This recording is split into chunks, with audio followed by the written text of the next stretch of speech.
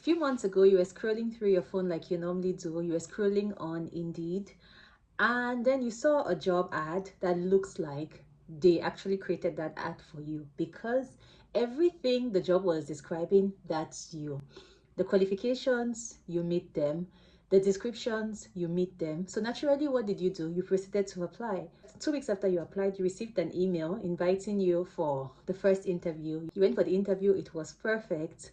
You gave your best, you were proud of yourself, you were happy with the way things went, even the employers were happy with you.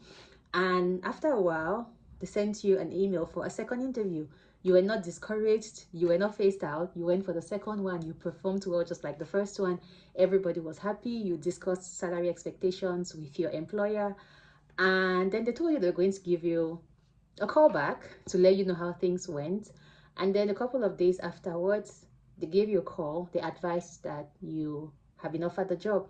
You are so happy, and not only are they offering you the job, the salary that you had requested for, that's what they are offering you. So you feel at this point in time that you're at the top of the world because you things are finally getting to fall into place for you. You just recently moved to Canada, now you have a good job, and based on the salary that you asked for, you know that it's going to tick a few boxes for you. For instance, you're going to be able to afford to get a car, because we all know how difficult it is going through winter without a car in Canada. You did it, and you actually just wished that you were able to afford a car.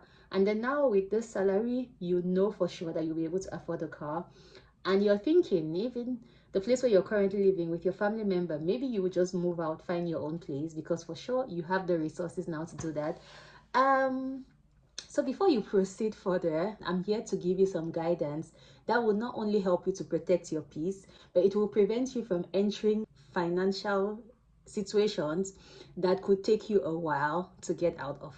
By the way, my name is Nelly. This is your first time here. I'm a Cameroonian who is based in Canada. I've been living in Canada for close to 5 years now.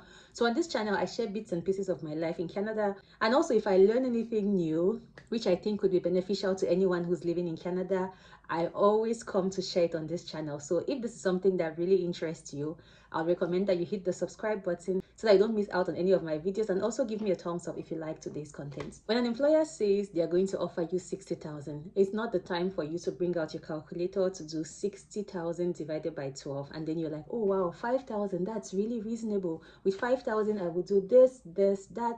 I will travel 2-3 times a year. I will get a new car. I would save. I would buy stocks. No. Because let me tell you why. 60,000, that's what your employer is offering you.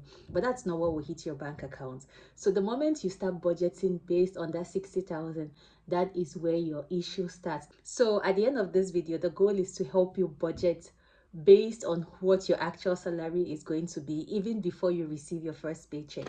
The amount that your employer offers you, that's your gross income, and then what actually hits your bank account is the net income.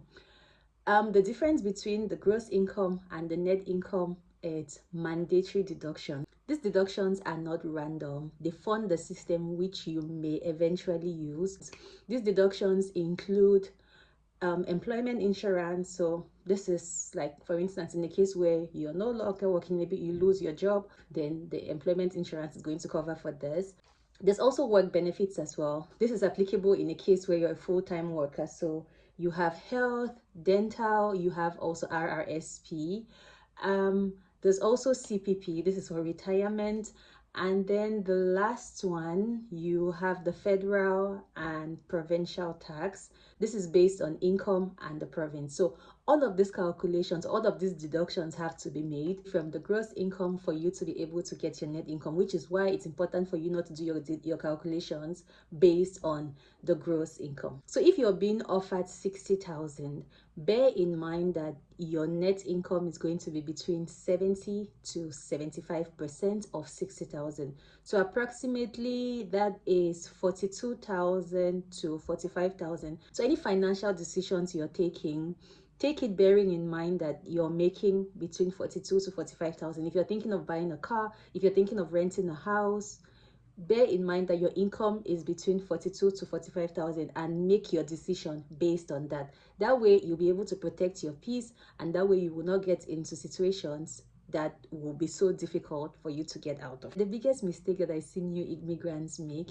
is that they budget based on the gross income and not based on the net income. And then at the end of the day, they find themselves in situations where they have to take extra shifts or they have to do longer hours to be able to afford this lifestyle that was created based on the gross income. So like, subscribe, and share with anyone who just recently moved to Canada. Thank you so much for staying tuned with me. See you in my next video. Goodbye.